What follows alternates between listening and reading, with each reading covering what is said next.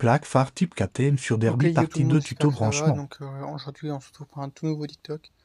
Donc moi sur ma Derby j'avais une plaque phare typée Cross, donc typée YZ. Et en fait là je l'ai changé pour une plaque phare KTM que j'ai acheté sur Amazon. Et donc moi il m'avère que j'ai une petite galère, c'est que j'ai cramé mes fils de feu. Donc j'arrivais pas à la brancher. Enfin, elle fonctionnait pas, du coup je me suis mis sur la batterie à marcher. Donc j'avais essayé de trouver une astuce, j'ai pris un interrupteur de rallonge, mais en fait au final je me suis dit que je savais pas où j'allais les mettre et tout ça, et que ça allait être galère. Et donc après ça j'ai cherché, on m'a un peu aidé pour que je puisse avoir... bah du coup en fait j'ai commandé un Komodo sur Amazon.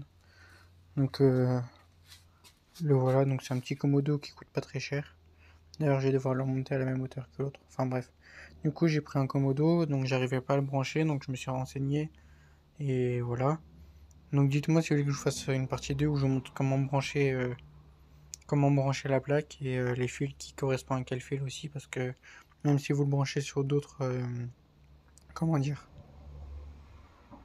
sur vos fils existants déjà de votre faisceau, bah, vous pouvez, mais juste comme ça vous saurez quels sont les fils et pas faire pareil que moi. Et donc moi je me suis branché sur le Komodo et du coup sur la batterie. Et du coup ce que je peux c'est bah, de choisir quand je veux éteindre la plaque phare ou pas.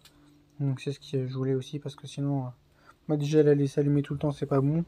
Puis de deux, ça va me vider la batterie donc comme ça je vais pouvoir l'allumer que quand j'en ai besoin. Donc c'est-à-dire la nuit. Bon, même si je roule pas beaucoup la nuit et voilà. Donc je vais vous montrer. Donc là hop, j'actionne le bouton. Et là on peut voir que qu'est-ce que ça donne quoi. Donc je trouve ça cool. Après je vais changer mon, comment dire, mon garde-boue avant parce que ça c'est le garde-boue d'origine. Sauf que bah, ma plaque elle passe pas beaucoup, enfin elle passe pas bien. Donc je vais prendre un garde-boue DRD Pro. Donc c'est pas celui-ci, c'en est un autre type cross on va dire. Et là, cette semaine je reçois mes nouveaux leviers parce que les deux ils sont cassés. En même temps je les ai achetés d'occasion. Et après je vais faire aussi ma conversion de Caparateur 19 PHBG. Parce que c'est un 4 temps et je vais le convertir en 2 temps. Donc dites-moi si vous voulez que je vous fasse une vidéo comment le convertir. Et voilà. Donc bah n'hésitez pas à vous abonner, à liker. Et puis si vous avez des questions dans les commentaires, n'hésitez pas. Ciao l'équipe!